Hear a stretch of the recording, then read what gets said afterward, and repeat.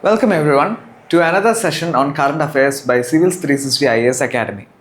So in this video, we're going to be doing a topic that we haven't discussed before, that is about an international organization, that is namely Asia Pacific Economic Cooperation.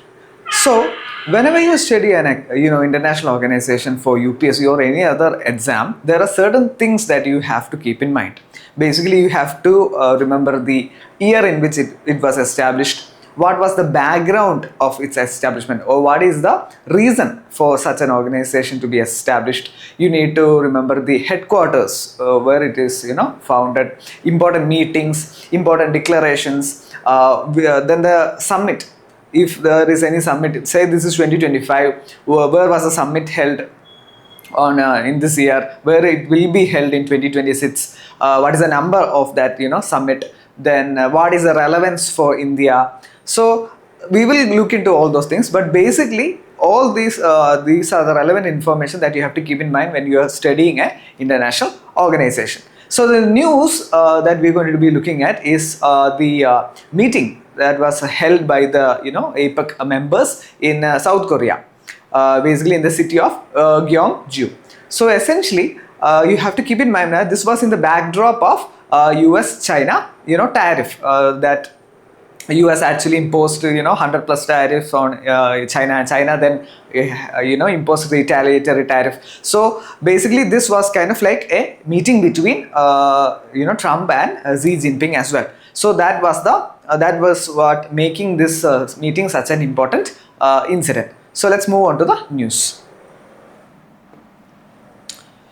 So basically, APEC is actually a group of, it's an organization that consists of countries from the Pacific Rim. So when you are trying to memorize a particular, the number of members or the members included in a particular organization, always use, try to use visual representations or visual images of these kind of organizations. Because if you look at the Pacific Rim, you can, if you are familiar with the atlas, you will understand that there is a number of countries that has coastline on the Pacific Ocean. So if they ask, previous year question was whether India was, part of UPSC had asked whether India was part of the APEC. So if you know that Asia Pacific Economic Cooperation has consists of countries in the Pacific Rim. In fact, this was one of the reason why India is, they are not giving membership to India. One of the reasons, because the other reasons include, silent opposition by China and all is there. But one of the reasons was India does not have a coastline on the Pacific Ocean. So if you know that the APEC consists of countries in the Pacific Rim, that visual map will help you to get the number of countries, or just have a broader idea of which countries would be there. The next important thing is for the mains bit, which we will do at the last end of this session. But for the prelims perspective, I just mentioned what all stuff you have to keep in mind when you're studying an organization. The origin, the year in which established, and headquarters. We will look into all these things for the APEC as well. Okay, so to start with, it was actually established in 1989, and its headquarters, its secretariat is in Singapore. So to understand the context of which it was established, it was aiming to to channelize the rising trade among Asian nations as well as the Pacific nations, that is between America and as well as Asia. The growing interdependence between these countries made sense. It made sense that there is a organization that groups together these these countries, and to push for the economic integration, that is for free trade agreements, to create a wider economic integration. So basically that is the underlying rationale for APEC. So please keep that as your foundation for your understanding of APEC. Okay, so it consists of 21 member economies. Here there is also another important point which you have to remember. Most international organizations, as you know, will consist of sovereign nations as their members. But APEC is different. That is another important point. That is, they take into membership, or they allow member economies to become members of their organizations. So like that, you have 21 21 member economies. They does not refer to sovereign nations, which can easily be given as a question. They can say that sovereign states, only sovereign states are part of APEC, which is wrong. Member economies, they look into the economic constituencies. Okay, economic units. That is why you have Hong Kong, Taiwan, they are also part of APEC. So keep that in mind. And their objective is to promote free trade through the Asia Pacific region, because if you look at the statistics, 47% of the global trade as well as 60% of the world GDP are from these nations around the Pacific Rim. Okay, so they meet annually. The annual meeting is known as APEC Economic Leaders Meeting, which consists of heads of governments of state will meet annually. So keep that also in mind. Now, another important point is that the decisions are taken by consensus, which is one of the reasons why India is unable to get into the APEC, because if any one of the members says no, it actually means the organization itself has to move with a no. So they decide or they take decisions on a consensus. Everyone has to agree. There are 3 official observers. This also you have to keep in mind, because all these observers are very important. We will see them in a slight detail. You have ASEAN is a important observer. You have the Pacific Economic Cooperation Council. They are also an important observer. Pacific Islands Forum is also there, another important observer. Okay, the host of APEC for a particular year will also be invited at the G20, okay, for a geographical representation, because Asia Pacific is a large area, so their representation is important for G20 meetings as well. So this is what I mentioned about the visual map. So if you understand the number of countries around the Pacific Rim, you can easily understand the which members will be there, which members will not be there. So here you have to, another important point is that most of the members, or the last member that had joined APEC was Vietnam, and it was in the year 1998. After that, there is kind of like an informal moratorium. Formal moratorium was there, then it was taken away, but still no one has further joined APEC. So it's kind of like a closed grouping of member economies. Okay, so this is the background of formation of APEC. It was basically the push was actually given by Australia, but the meetings were actually conducted informally after the ASEAN post-ministerial conferences. So in the mid-1980s. So the first meeting, okay. So most international organization, when you study, you have to remember the first meeting as well. This also have to be studied. Please study this as kind of like a static information. The first meeting was in Canberra. That's why I said Australia was actually the country who actually pushed for the formation of APEC. You have the APEC Business Advisory Council, which consists of 3 business executives from all these member economies. It was formed in 1996. This is what I mentioned. For most of international organizations, there will be a meeting in 2025. So please study where it was held. Also, in a broader standpoint, please also study any declarations. The name of particular declarations will be named after the place where they met. But that declaration you have to keep in mind. The contents of the declaration also you have to keep in mind. Also, if there are any previous declarations or previous documents that this organization published, like for example, for APEC you have the Balfour Goals.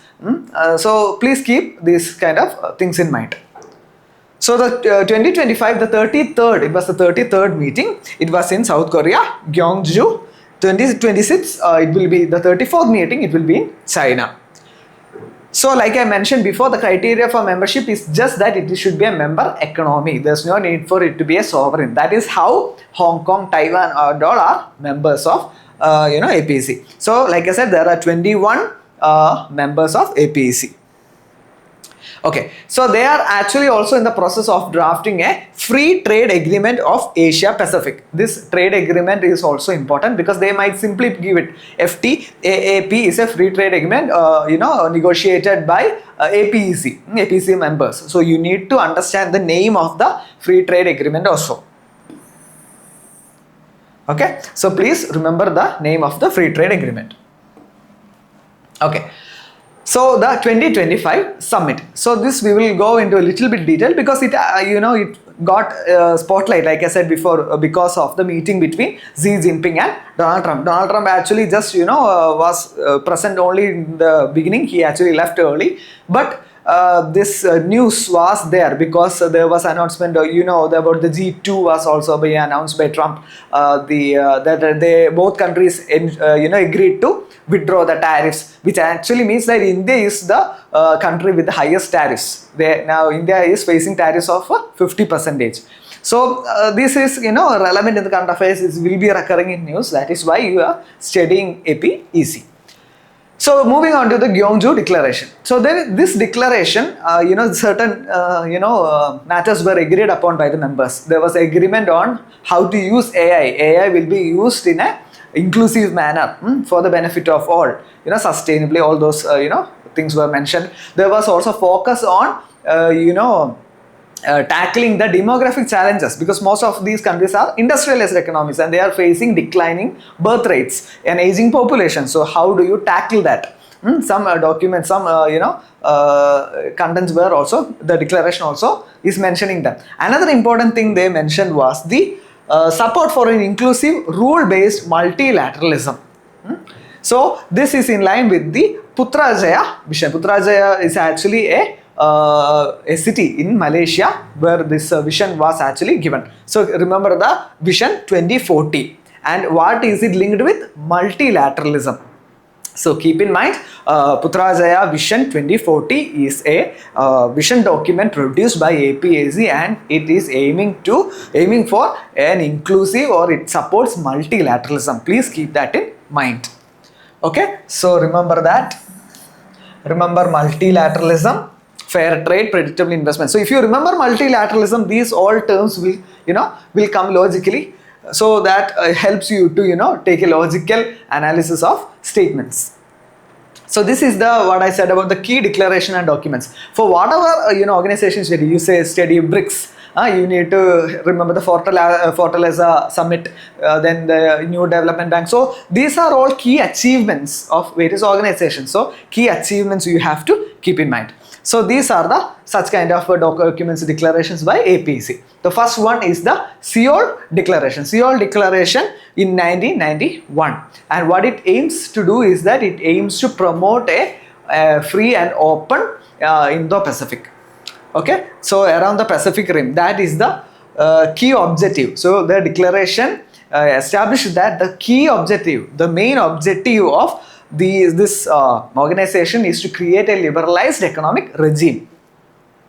In 1994, in Bogor, is in Indonesia, the Bogor goals were established, which actually gave targets. They said that by 2020 we will ensure that there is a complete free trade, liberalized trade among the industrialized nations among APEC, and 2040 was the 2010 and 2010. 2010 was the target for industrialized nations to create a liberalized regime. 2020 for the developing economies, a free open trade agreement. So remember Bogor goals of 1994, Seoul Declaration of 1991. These are the key documents and achievements of APEC. And again Putrajaya Vision of 2040, which actually reaffirmed, this vision reaffirmed multilateralism or the Bogor goals. Okay, so when this declaration was taken, 2020, Putrajaya Vision 2040 was taken in 2020. Putrajaya is actually a city in Malaysia. Keep that also in mind. Bogor is in Indonesia. Seoul is in South Korea. India and APEC. So India was trying to get a membership in APEC, but currently it is just an observer. But the thing is, because it is highly integrated, there are benefits for India to get into the APEC. Okay, because the current scenario in the world is that there is a declining world trade, protectionism is rising. So if India needs to grow further, it needs demand, and the global demand was one of the drivers behind China's growth. So India, if it gets into APEC and that free trade agreement for Asia Pacific, it can ensure that it can liberalize its access for the products that are manufactured by India. It is also a key part of Act East policy, the Mahasagar doctrine, and the Indo-Pacific Ocean Initiative. These are all organizations, so when you read them, ensure that you have a 360-degree understanding, because like we said, only 3 patterns they are asking. So if they ask in that sense, topics like APEC, even if you just know some facts, it was established in 1989, you know the secretariat, you might not be able to crack it fully. So please ensure that you study thoroughly. Okay. So to become a 5 trillion economy. So these are kind of like for a mains perspective, broader key terms. So we will look into the mains perspective, but these are all helpful for keywords for writing mains. Okay.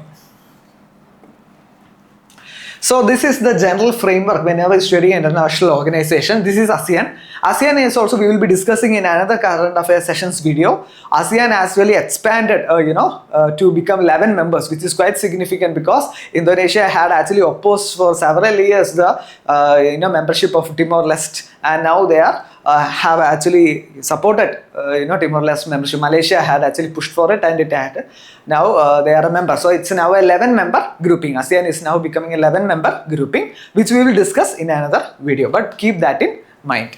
So you have ASEAN, year of formation, members. Just you need to have a map, visual map. If it's like a cross-country membership organization, use continents. Use continents and to take the countries from each continent. If say it's a G20, you can use that technique. Whatever technique you use, ensure that you have a map of the members, headquarters, and the reason or the structure. This is the structure and the mandate. Structure and mandate is effectively asked by UPSC in the syllabus of mains. International institution, their structure and mandate is given there. So always study the structure and mandate of most all the international organizations. This was the summit number 46th and 47th summit was in Kuala Lumpur, Malaysia, in the same year. That is why that's given like that, the same year 2025. This is the Pacific Economic Cooperation Council. It was formed in 1980. There is 26 member committees that is provided here. So this is the 23 full, 1 associated and 2 institutional. Just read it. I'm just giving this. This is the structure, how you have to study international organizations. Headquarters, the structure, the reason, the why it was established. This is the Pacific Islands Forum, 1971, 18 members, the basic, member countries. So if you look at that, there's a lot of overlap between countries. That is why I advise you to use a visual map. Okay, this is the headquarters. Suva in Fiji is the headquarters. This is the structure and this is the mandate. Please keep in mind, India is not a member of any of this. It's not a member of APEC. It's not a member of ASEAN. It's not a member of PECC and PIF. It's not a member of any of these organizations. Okay, so I hope this is clear. I just gave this as an additional information to APEC. So this is a sample question. Here you have 3 statements. So 9 questions were asked in 2025 in this matter. This is kind of a difficult question. Okay, so you can expect a little bit more because they started this in 2025 and 2024 I think there's few questions were there. 2023 no questions were there. But they might be using this kind of pattern effectively because this is a time consuming question because it gives 3 statements.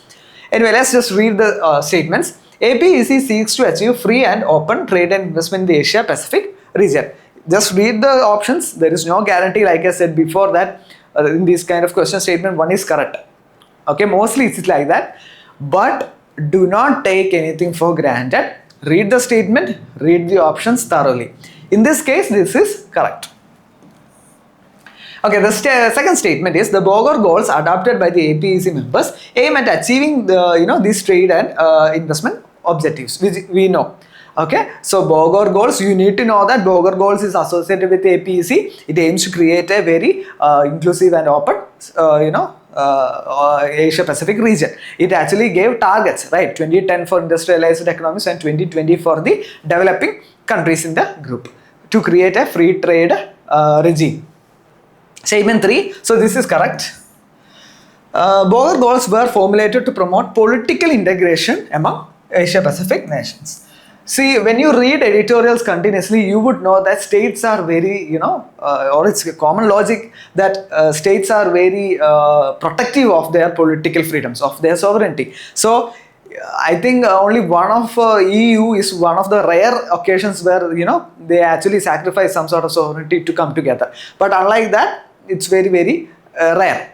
So, please keep in mind the political integration is a mismatch here. You just don't need a lot of content to do this, but you need to have that sense. So please read editorials and develop that common logic working. So this statement is wrong. So we will reach option C. Only one of the statements 2 and 3 is correct, and that explains statement 1. This explains statement 1 because Bogor goals is related with the free and open trade investment. So you need to know Bogor goals is associated with the APEC and aims to promote free and open trade among the Asia Pacific region. Okay, so this is actually the analysis for mains. Now we are going to start with the mains bit.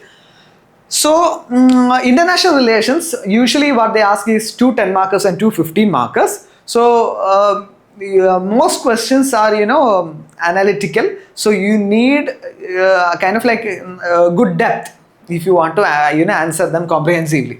So most questions have been from bilateral, regional and global groupings, but international institutions are also there. APSC they can ask as as an agency or an institution. You can also ask as it's a regional grouping involving or affecting India's interest. It is a organization that affects India's interest, so they could be asked. So this is a sample question for you to just try.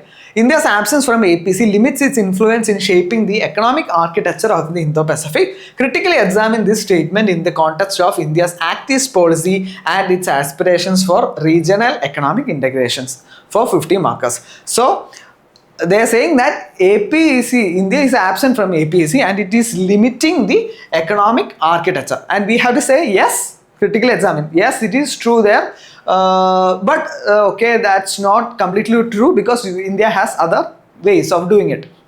So you have to say that the advantages that APEC could give to India. So first you start with what is APEC, what kind of just mention all these prelims fact, you just put it into that small area. That is not core part of the answer. Then you straight away you start with then you have to, since they mentioned that in the context of India's Act East policy, you have to say what is the Act East policy, right?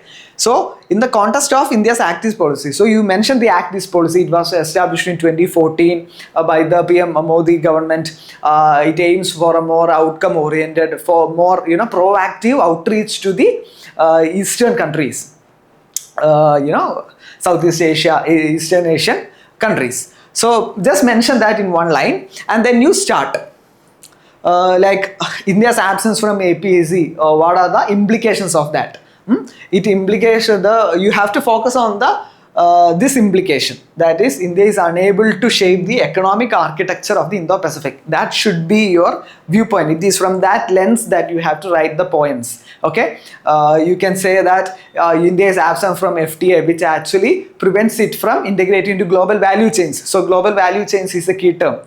You can just mention other important things like exiting out by China. China is dominating that group, and China's vision over Indo-Pacific will dominate. Then you can say about how India needs global demand, right? So all these things you can mention. But then again, you can also say that there are other things. It's not completely true because India has separate agreements from for all these countries. FTAs are being there. India has FTA with ASEAN. India focuses on ASEAN centrality. So write that this is not enough to deter India's economic outreach to the Indo-Pacific. So we will discuss mains separately after the prelims, but for now please remember the international institutions are an important part of the UPSC syllabus. This is the micro topic and they can ask questions like this, relevance or what are the importance of the particular organization for India. So please study international organizations in this manner, in a comprehensive manner. Okay, link it with the UPSC mains syllabus as well, and prepare notes like that. Okay, that's all from my side. We'll see you with the next session on current affairs. Thank you.